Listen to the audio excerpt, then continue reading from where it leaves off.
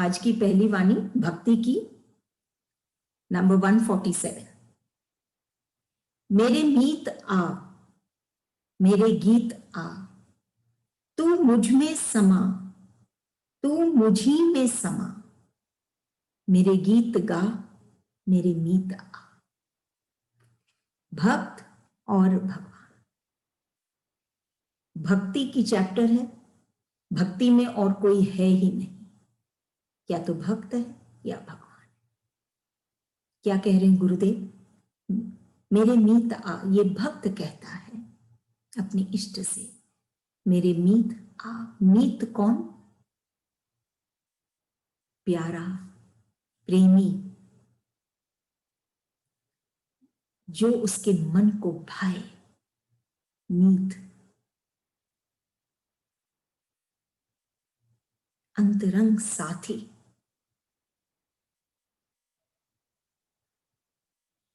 उसके सबसे करीब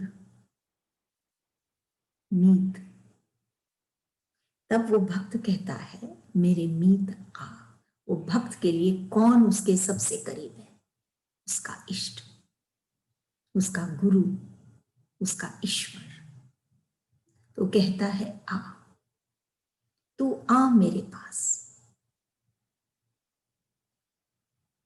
आपको क्या लगता है कि इष्ट या ईश्वर का क्या जवाब होगा? क्या ईश्वर वो भक्त से दूर है कि उसको बुलाना पड़ेगा? नहीं, लेकिन फिर भी वो भक्त बुला रहा है। तब ईश्वर क्या कहते हैं मेरे गीत का, कि तू पहले मुझे वो प्रेम दे। गीत कब होता है? गीत कब बनते हैं? गीत कब गाए जाते हैं? किसके लिए गाए जाते हैं? मीत के लिए। अगर मीत ना हो तो गीत में ही कोई भाव नहीं। बिना मीत के ये गीत शुष्क है, सूखे हैं। और अगर मीत हो तो ये गीत में रस ही रस है। जैसे ये बाहर की दुनिया भरी हुई है हर चीज से, बहुत चीजों से भरी हुई है, लेकिन ये बाहर की दुनिया भीतर में जो रिक्तता है, जो खालीपन है, उसको नहीं भर सकता।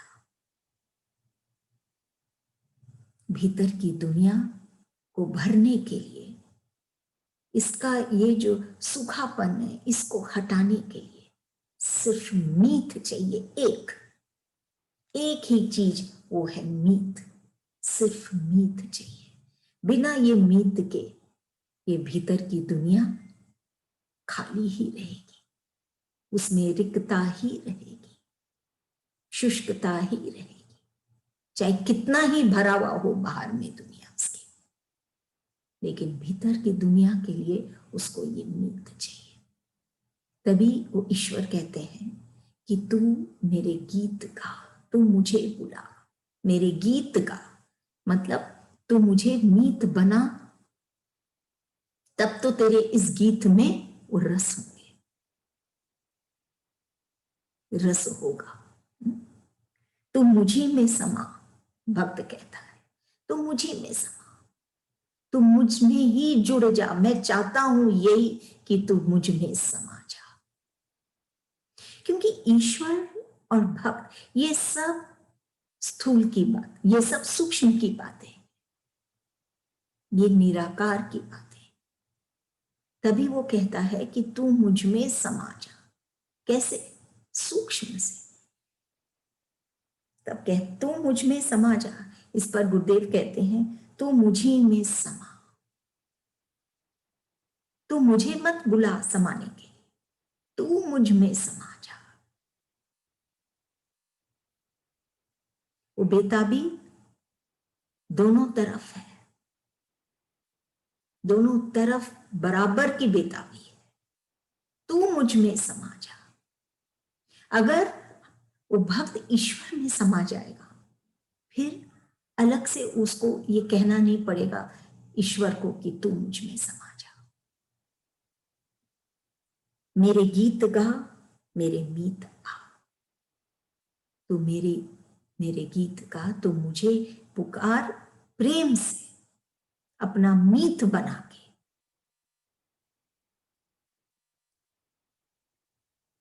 नहीं तो कोरे गीत तो वो कोई रूप नहीं लेगा, कुछ नहीं देगा उस भक्त को।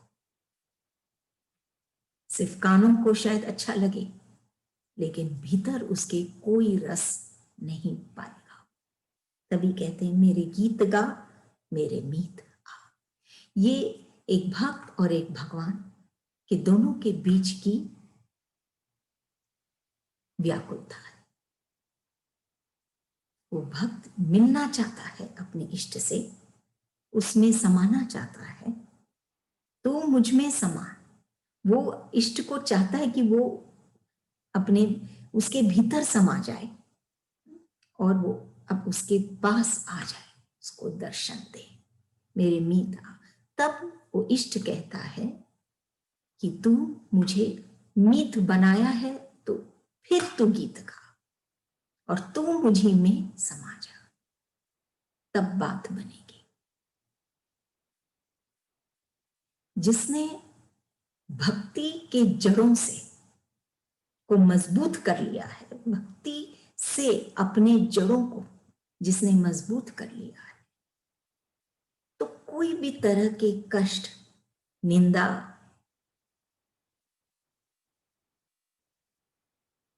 या इस तरह की कोई भी अपमान उसको उजाड़ नहीं सकती। भक्ति के जड़ इतने सक्षम हैं। दुनिया में ये हमारे लिए बहुत इंपॉर्टेंट है जानना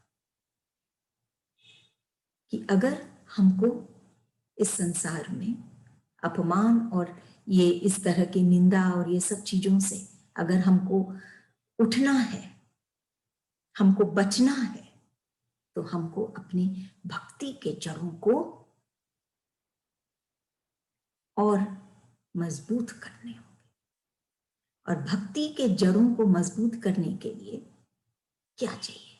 एक मीत चाहिए बस, जो है ऑलरेडी हमारे में। इस वाणी में कह रहे हैं, जब वो भक्त बोलता है ना तो मुझ में समा जा, तब वो तब गुरु क्या कहते हैं, गुरुदेव क्या कहते हैं कि तू मुझी में समा जा। वो ऑलरेडी हमारे में है, हमको उनमें समाना है। जब हम उनमें समाने लग जाएंगे, मतलब हमारे सोच में, हमारे कर्मों में,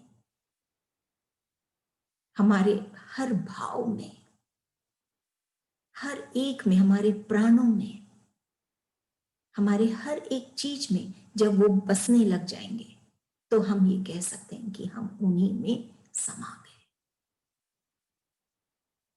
और जब हम उनमें समा गए तो हमारी भक्ति की जड़ें स्ट्रॉन्ग होंगे। स्ट्रॉन्ग हो गए भक्ति के जड़, तो हमको कोई नहीं उखाड़ सकता इस संसार में। चाहे कोई भी अभाव हो, कुछ भी हो, हम बहुत अपने आप में प्रतिष्ठित रहेंगे। कोई तूफान हमको नहीं उजाड़ सकता। जैसे बारिश जब होती है तो बारिश में अलग अलग बूंदें नहीं दिखती, ऐसे ही ईश्वर की कृपा हमको नहीं दिखती, लेकिन उनकी कृपा है, बरस रही है, कंटिन्यूस बरस रही है। वो बूंदें सब जुड़ी हुई हैं, लगातार बरस रही है, हमको देखना है। जब कोई रोड, हम जब चल रहे हैं कोई राह से, कोई राह में, और कोई रोड ब्लॉक हो गया है, या हम कहीं गए और वो दरवाजा बंद हो गया है हमारे लिए, तो अक्सर हम दुखी हो जाते हैं, चिंतित हो जाते हैं। गुरुदेव बोल रहे हैं ये तो अच्छी बात है, हो सकता है उस रास्ते में जाने से हमको कोई बहुत बड़ी कठिनाई का सामना करना पड़े। हर चीज को देखने की दृष्टि बदल जाती है जब हमारी भक्ति की जड़ मजबूत होती है। और उसके लिए हमको दुनिया की कोई चीज नहीं चाहिए, दुनिया भर की चीजें नहीं चाहिए, हमको सिर्फ एक इष्ट चाहिए बस। अगली वाणी है 148। बारस को वारस बरस रहा, जो रस रास में नहीं, उल्लास में नहीं, विलास में नहीं, आसपास में नहीं। रस, इस वाणी में गुरुदेव रस की बात कर रहे। रस क्या है ये जिसके लिए वो भक्त व्याकुल है? क्या है ये रस? ये रस वो है जो उसके जीवन में जीवन भरता है, उसके प्राणों में प्राण भरता है, उसके मन में उत्साह भरता है।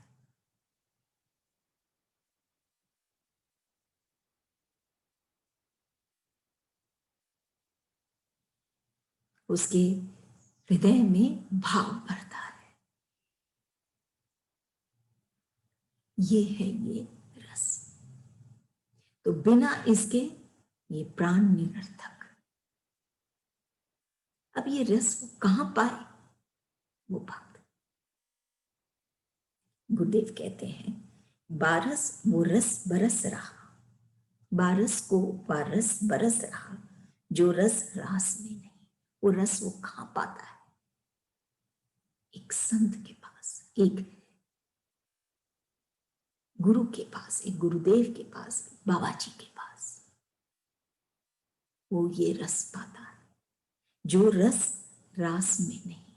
अभी तक वो सोचा कि ये रस हमको कहां मिलेगा जो उसके प्राणों में प्राण भर सकता है, वो रस उसको कहां मिलेगा? तो वो सोचा रास में। रास मतलब ये नाचना इस संसार में। ये उसका भ्रम था कि इसमें रस है, लेकिन इसमें सिर्फ थकान है।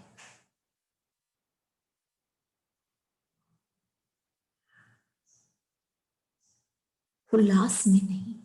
वो सोचा उल्लास में है, उल्लास, उत्साह, आनंद, उसमें ये रस है।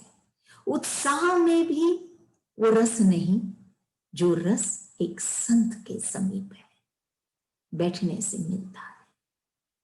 वो खुशी में, वो उत्साह में भी वो रस नहीं। रस है लेकिन उससे भी अधिक रस बारस वाले के पास है। विलास में नहीं, विलास, लग्जरी,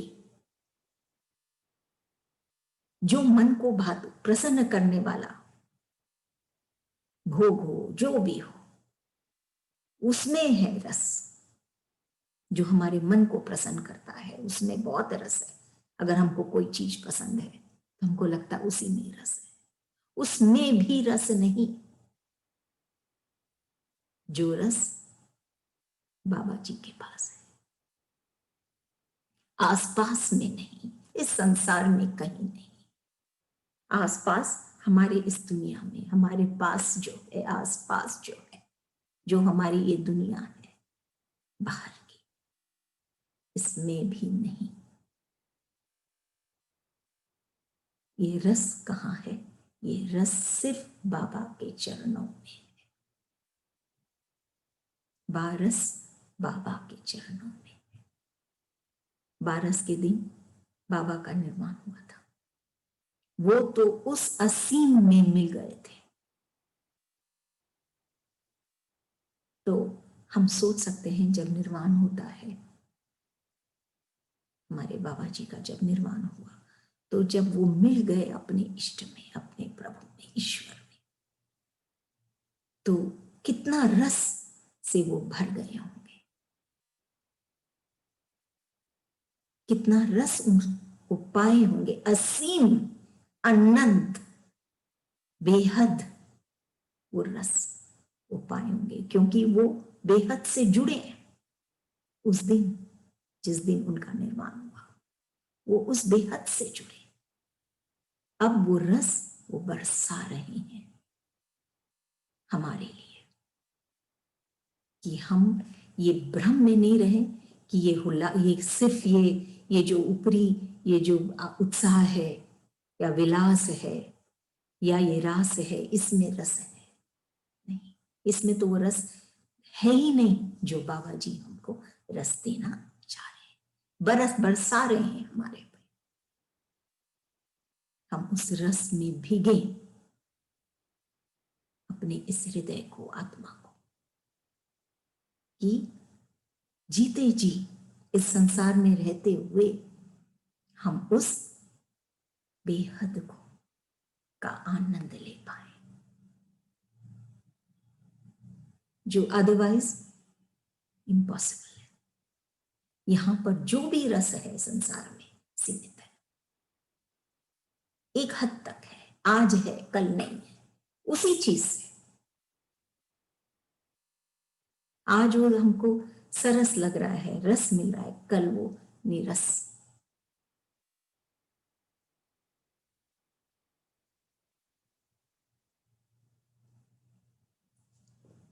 तो बाबा जी जो रस बरसा रहे हैं, ये रस की हम तुलना भी नहीं कर सकते, आसपास कहीं नहीं है। ये बात आज हमको गुरुदेव कह रहे हैं कि तुम उस रस का आनंद लो, तुम उस बाबा जी से जुड़ो, गुरुदेव से जुड़ो, बाबा जी से जुड़ो, कि तुम वो रस को पा सको जो उन्होंने पाया ईश्वर से। अगली वाणी है 159। जिसको गुरु सजाए वही भक्तों को भाए, जिसको आप सजाए वही बाबा को भाए। गुरु और आप, यहां पर बात है दो जन के सजाने की, जिसको गुरु सजाए और जिसको आप सजाए। क्या अंतर हो सकता है? गुरु, जब गुरु सजाते हैं तो वो भक्त गुरु की सेवा करता है, गुरु की बातों को मानता है, वाणियों पर जीता है, वाणियों के हिसाब से जीता है, सब कुछ करता है। जब गुरु सजाता है किसी शिष्य को, वो उसकी सेवा करते हैं, गुरु की सेवा करता है, सब कुछ करता है, तो वो भक्तों को भाए, सब भक्तों के बीच में वो विशेष हो जाता है, विशेष भक्त हो जाता है, और सारे भक्त उनको पसंद करने लग जाते हैं। ऐसे भक्त को जिसको गुरु सजाते हैं, वो भक्तों को भाते हैं, लेकिन जिसको आप सजाते हैं वो बाबा को ही भाते हैं। मतलब कि जिसको, जो गुरु के भावों में जो रमता है, जो भक्त, वो आप खुद सजाते हैं, आप अपने भावों से सजाते हैं।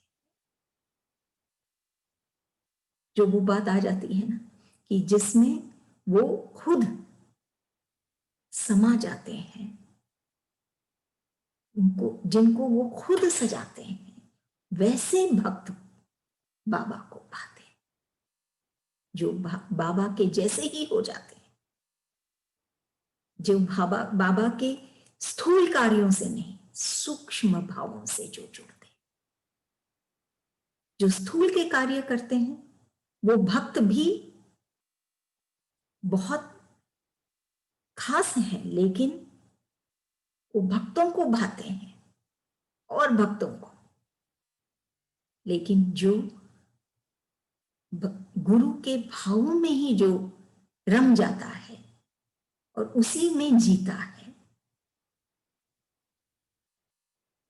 वो तो वो गुरु को ही मतलब बाबा को भाते हैं, वो गुरु को ही वैसे भक्त भाते हैं।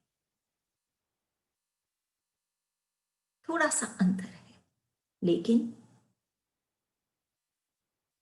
भाव में बहुत अंतर है, कीमत में बहुत अंतर है। एक हम उनकी सेवा कर रहे हैं, सब कुछ कर रहे हैं, और एक भक्त है जो उनके भावों में जीता है, जो उनके हृदय में जीता है, जिनके हृदय में वो जीते हैं। भक्ति तन का विषय नहीं, भक्ति मन की विषय, मन का विषय है। भक्ति की गहराइयों के लिए में पहुंचने के लिए, गहराइयों में उतरने के लिए तन की नहीं, मन की आवश्यकता है।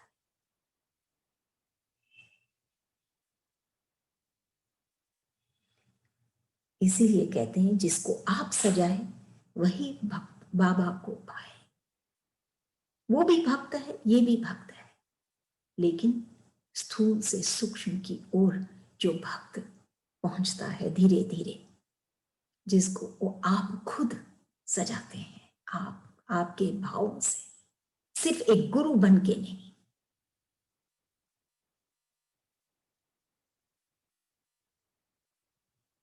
उन ऐसे भक्तों को बाबा बहुत पसंद करते हैं, वो बाबा के करीब होते हैं। बाबा यही तो चाहते हैं, गुरुदेव यही तो चाहते हैं कि तू मुझ में समा जा, यही चाहते हैं। और सब चीज हम करते हैं, कोई बात नहीं, लेकिन जो आनंद उनके उनके हृदय में समा जाकर जो हम आनंद पाते हैं वो अवर्णनीय है।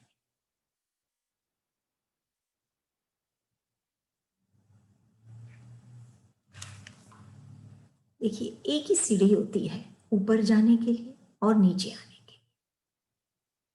ऐसे ही हमारे जो कर्म है वो हमको क्या तो ऊपर लेके जाते हैं, और वही कर्म है जो हमको पतन की ओर लेके जाते हैं।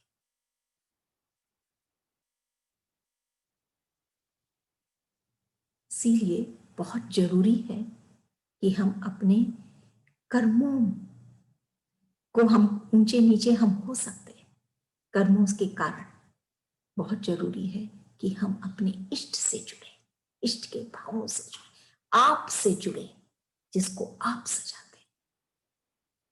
सिर्फ एक गुरु नहीं, जिसको आप सजाते हैं। वहां कर्म विशेष नहीं है। जब हम उनसे जुड़ते हैं, जब वो हमको सजाते हैं खुद, तब वो उस भक्त से खुश होते हैं।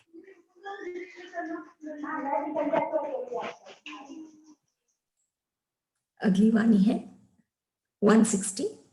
प्रियतम की बातें प्रेम भरी, प्रेम भरी आनंद झरी, प्रेम भरी असुवन की लरी, कायिक मानसिक चिंता चरी। प्रियतम की बातें प्रेम भरी, एक भक्त के लिए सिर्फ प्रियतम की बातें प्रेम भरी, सिर्फ उसके इष्ट की बातें उसको पसंद आती है, लुभाती है, जचती है।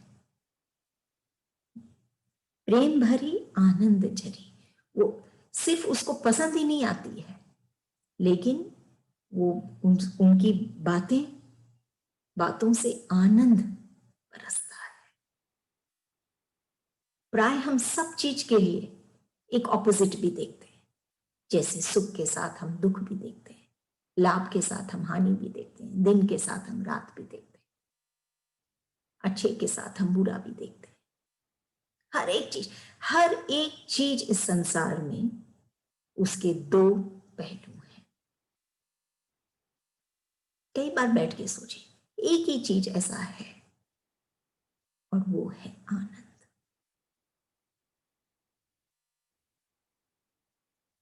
जिसमें हम समा जाते हैं तो फिर उसका कोई ऑपोजिट नहीं। प्रेम भरी आनंद झरे।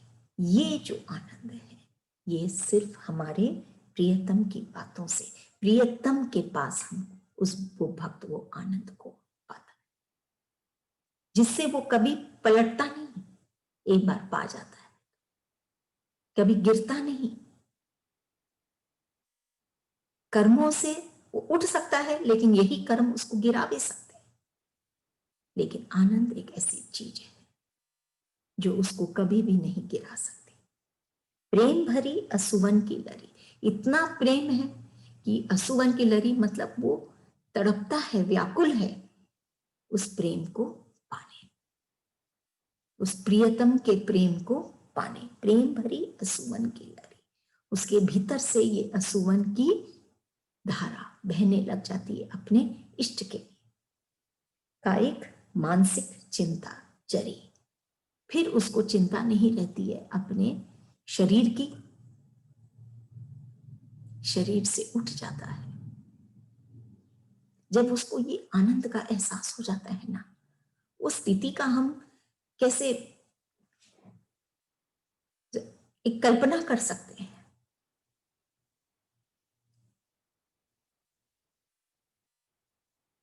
लेकिन हमारे गुरुदेव, हमारे बाबा जी ने उस स्थिति तक, वो उस स्थिति तक पहुंचे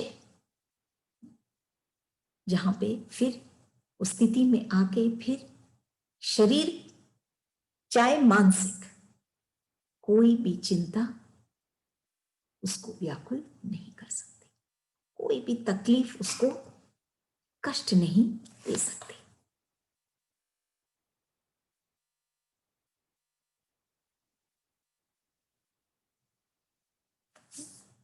प्रियतम की बातें प्रेम भरी, प्रेम भरी आनंद झरी, प्रेम भरी असुवन की लरी, कायिक मानसिक चिंता जरी।